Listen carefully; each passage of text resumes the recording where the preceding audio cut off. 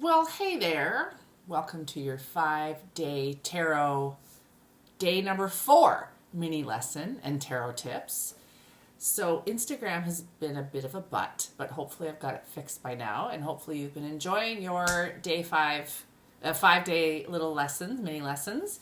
And they are just a little snippet, a little condensed, very condensed version of what's in my full 5-week Dabbler to Diva class, which we start on Tuesday. Information is in the link somewhere, wherever I've posted this for you. Okay? So, day number 1, we talked about how, when you first look at a card, how you want to say what you see, which is literally just describing everything in the card literally. Okay? Remember, I'm going to show you our handy dandy 4 of Cups, which is the card that's been our companion through this whole journey, right? We described all the things in the image, the tree, the guy, the cloud, the blah, blah, blah, whatever. Then, part 2 of that was tell a little story, remember, about the image that you're seeing. So what that does, which it didn't really explain day 1, but what that does is it bypasses our thinking brain. So when we're looking at a picture like this, and if I tell you, tell me what this means on like an esoteric level as a tarot reader, your brain is going to go because it doesn't understand what it's looking at. It's because it's looking for symbols and ways to like interpret it in this deep, meaningful way, right? That's what happens. Our brains go because we don't want to get it wrong. That's another big piece of it. But if I just tell you, just describe what you see literally, and then once you start doing that, suddenly your brain kind of loosens its reins a little on you, and you can start to hear things you're saying, which is why the tarot tip of that day was talk out loud, right? Kind of like just loosens it up a little so then you can have a bit of a flow to it. That was day 1, right? Day 2 was suits. It was suits, that's right. So we talked about the suits of the tarot. There were 4 of them. We talked that the suits give you like a vibe and a tone and a feeling when you see a card. So we learned that the cups is about emotions and water element, and so this particular card's vibe is emotional. It's an emotional feeling to the card, as opposed to cerebral, as opposed to financial, grounded, as opposed to fiery, momentum, motivation, etc. It's about feelings. Okay.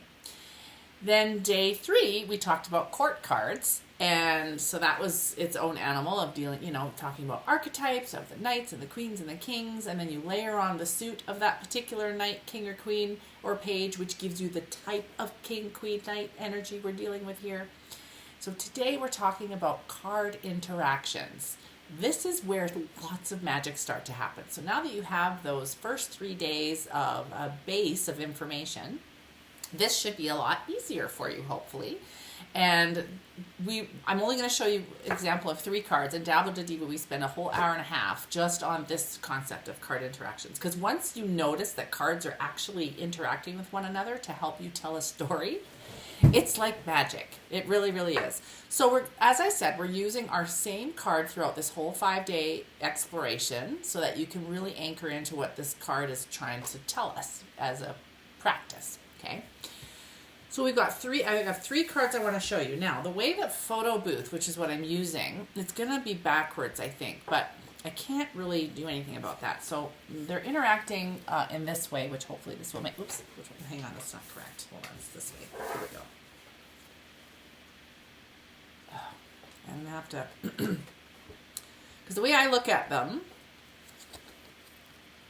you're going to have to kind of read them from this way to that way, okay? If it's backwards on your screen, I apologize, but that's just the way it's got to be. Okay, so we've got the 8 of Cups, and it moves into the 4 of Cups, which we know all about, and it moves into the Star. The Star is a major arcana. We haven't covered the major arcanas yet. That'll be the last day. That'll be tomorrow. But we've got the 8 of Cups, the 4 of Cups, and the Star. So I want you to notice something. Let's forget about suits for a sec. Let's forget about say what you see just for a second. I just want you to imagine these 3 images are like a film strip or a storyboard. You know how a storyboard artist, a director will hire a storyboard artist to draw pictures of each, part of a scene, and you can see how each image leads into the next one, and you put it together to tell a story. Or a comic strip even, that happens sometimes. Or a graphic novel. I want you to imagine, just for a sec, just forget these are tarot cards, okay? Forget them. Forget their tarot cards. Forget you're trying to get some deep meaning from them. Just imagine that this is a little strip in a graphic novel or you get what I'm saying. I don't have to harp on this. I think you know what I'm saying here.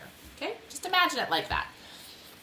Now, how do these cards look? It's very interesting because you can see how this gentleman here in this film strip or graphic novel, he's going on a quest, it looks like. He's on a journey.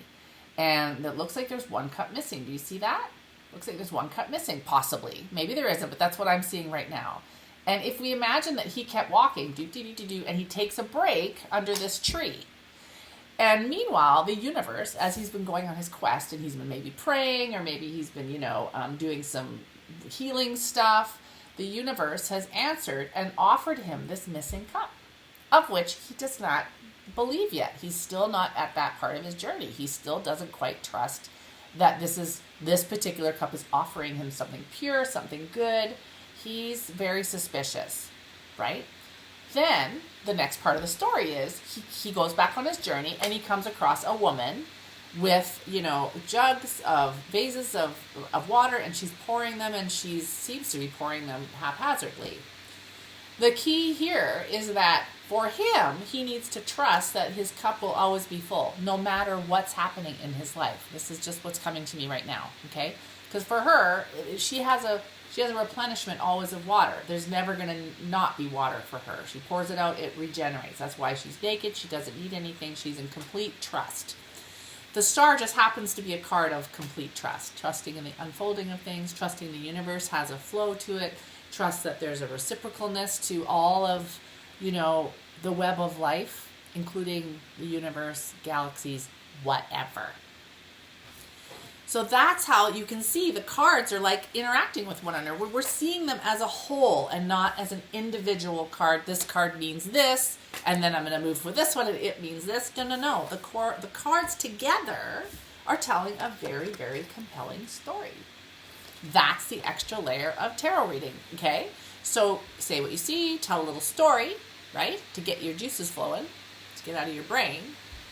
And then, what's the suit that's sort of personifying so this particular suit is cups, which means this is all emotional. This is about relationships. This is about how this person feels about a said situation in their life. It's very, very emotional. And then the star, which is the major arcana, which is a heavy hitter, is telling the person who's having the reading, you need to trust in the divine architect, I like to call. I don't know, a couple months ago I started calling the universe, the divine intelligence, God, whatever it is, as the divine architect. Trust in the divine architect sort of plan in your life. All right, so that is card interactions. I hope you enjoyed it. Tomorrow we are going to talk about major arcanas. We are going to talk about the bad boys of the tarot. There are some bad boys of the tarot, which are very compelling cards that I would love to talk about. We are going to talk about the aces. And I'm going to do a one-card reading for all of you. For those of you that join me for the whole 5 days, a little gift for you. I'm going to do a one-card reading to kind of illustrate. Maybe it'll be 2 cards. No, maybe it'll be 3 cards. What the hell?